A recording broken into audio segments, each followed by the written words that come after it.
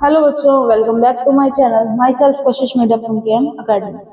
Animal kingdom जो हम chapter पढ़ रहे थे उसका थर्ड लेक्चर है ये हमारा, दैट इज लेक्चर नंबर 3। ठीक है, जिसके अंदर हमने 3 पॉइंट्स क्लियर करेंगे हम, that is symmetry, segmentation and notochord. ठीक है, जब हम सिमेट्री की बात करते हैं तो 3 तरह की आ जाती है, that is radial, bilateral and asymmetrical.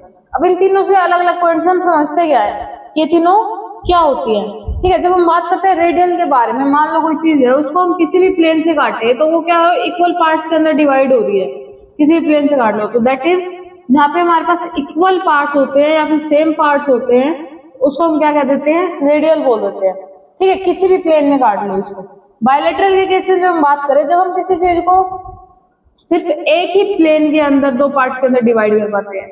मान लो जैसे कि हमने एग्जांपल ले लिया ह्यूमन बीइंग का।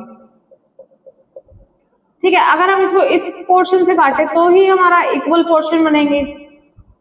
ठीक है, अगर हम इसको ऐसे काटेंगे तो ये इक्वल नहीं है, सेम सिमेट्री नहीं है, तो इसको सिर्फ हम एक ही प्लेन से काट सकते हैं। जहां हम बायलैटरल के लिए बात करते हैं, ओनली सिंगल प्लेन के अंदर पोर्शन कट होता है।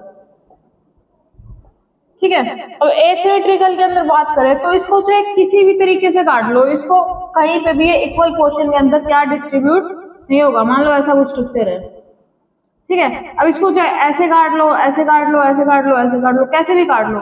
मान लो ये कोई स्ट्रक्चर है, ठीक है, इसको ऐसे काटेंगे, ऐसे काटेंगे, कहीं से भी क्या हो रहा है, इक्वली डिस्ट्रीब्यूट नहीं हो रहा, तो उसको हम क्या कह देते हैं, एसिमेट्रिकल बोल देते हैं। ये पॉइंट क्लियर है सबको? ठीक है, नेक्स्ट पॉइंट आ जाता है हमारे पास सेगमेंटेशन। सेगमेंट्स के अंदर जब हम बात करते हैं तो हमारे पास वर्ड आ जाता है, दैट इज मेटामेरिज्म। जिसके अंदर क्या है, मेटामेरिज्म तब हम कब यूज करते हैं, जब एक ही पॉइंट बार बार यूज हो रहा है। मान लो एक कोई चैन बनती हुई आ रही है, एक बॉक्स है, उसी बॉक्स के नीचे और बॉक्स है, और बॉक्स है, और बॉक्स है। ठीक है, दैट इज कॉल्ड मेटामेरिज्म, की मतलब कि रिपीटेशन ऑफ सेम थिंग। ठीक है, जैसे कि अर्थ फॉर्म का हम एग्जांपल ले लेते हैं। ठीक है, जब हम अर्थ फॉर्म के लिए बात करते हैं तो हमारे पास कुछ ऐसा स्ट्रक्चर होता है, अलग अलग पॉइंट्स ऐसे प्रेजेंट होते हैं। ठीक है, तो ये क्या कर रहा है, सेम पॉइंट को, सेम स्ट्रक्चर को क्या कर रहा है, रिपीटेशन मोड पे है, कि उसी चीज को रिपीट करता जा रहा है, करता जा रहा है, उसी चीज को लेते हुए चल रहा है, तो उसको हम क्या कह देते हैं, that is term is called as metamerism. और इस पूरे सीक्वेंस को हम क्या बोल रहे हैं, दैट इज सेगमेंटेशन, जिसके अंदर क्या है, अलग अलग सेगमेंट्स इसके अंदर प्रेजेंट है। ठीक है, नेक्स्ट हम बात करें नोटोकोड की। नोटोकोड के लिए जब हम बात करते हैं तो इसको दो पार्ट्स के अंदर डिवाइड कर देते हैं, that is code data and non code data. अब इससे क्या समझते हैं, जिनके पास नोटोकोड प्रेजेंट होती है उसको हम कह देते हैं कोडेड्स, और जिसके पास अब्सेंट होती है that is known as non chordates. ठीक है, अब इसे प्रेजेंट और अब्सेंट का क्या चीज होती है, ये कहाँ पे प्रेजेंट होगी, डोर्सल साइड के अंदर ये प्रेजेंट होगी। इसको भी कवर करेंगे।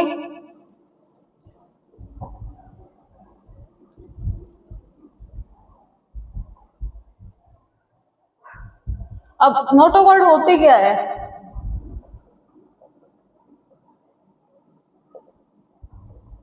इलोंगेटेड रोड लाइक स्ट्रक्चर होता है। जैसे रोड प्रेजेंट होती है वैसा एक स्ट्रक्चर प्रेजेंट होता है जो कि डोर्सल पार्ट के अंदर प्रेजेंट है। ठीक है, फ्लेक्सिबल होती है,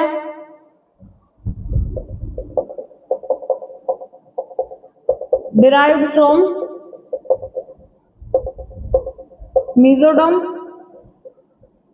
किससे, मीजोडर्म से क्या होती है, डिराइव्ड होती है। नेक्स्ट है work as endoskeleton,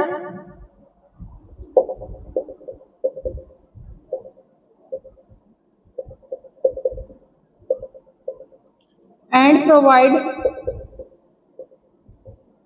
support to the body. ये क्या करती है, बॉडी को सपोर्ट प्रोवाइड करती है। ठीक है, इसके बाद जो हमने कुछ पॉइंट्स पढ़े थे पहले, दैट इज डाइजेस्टिव सिस्टम के बारे में पढ़ा था, सर्कुलेटरी के बारे में पढ़ा था, वो पॉइंट एक बार रिमाइंड कर लेते हैं।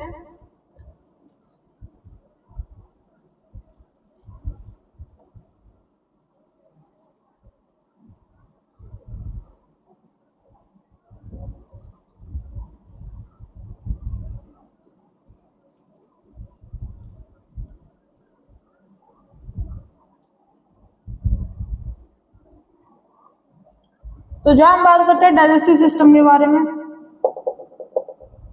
दो तरह के होते हैं, एक होगा कंप्लीट, एक होगा इनकम्प्लीट। ठीक है, कंप्लीट के अंदर क्या होता है, हमारे पास 2 ओपनिंग्स होती है, एनस एंड माउथ। यहीं पे अगर इनकम्प्लीट की बात करें तो इसके अंदर 1 ओपनिंग होती है, जो कि एनस और माउथ दोनों के लिए काम करती है। ठीक है, यही जब हम बात करते हैं सर्कुलेटरी सिस्टम के बारे में, 2 तरह का होता है, that is open and closed. ठीक है, ओपन के अंदर क्या होता है, जो भी हमारा ब्लड होता है ना, वो डायरेक्ट ऑर्गन्स के अंदर आ जाता है, क्योंकि ऑर्गन्स को एक तरह से लगा लो, ऑर्गन्स नहा लेते हैं, उसके अंदर कूल का काम करता है वो ऑर्गन्स के लिए। लेकिन जब हम क्लोज के बारे में बात करते हैं तो ये डायरेक्ट कॉन्टेक्ट के अंदर नहीं आता,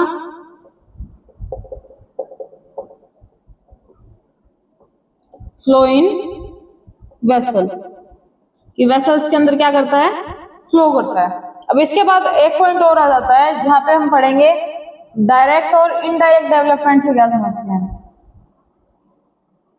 लास्ट पॉइंट है।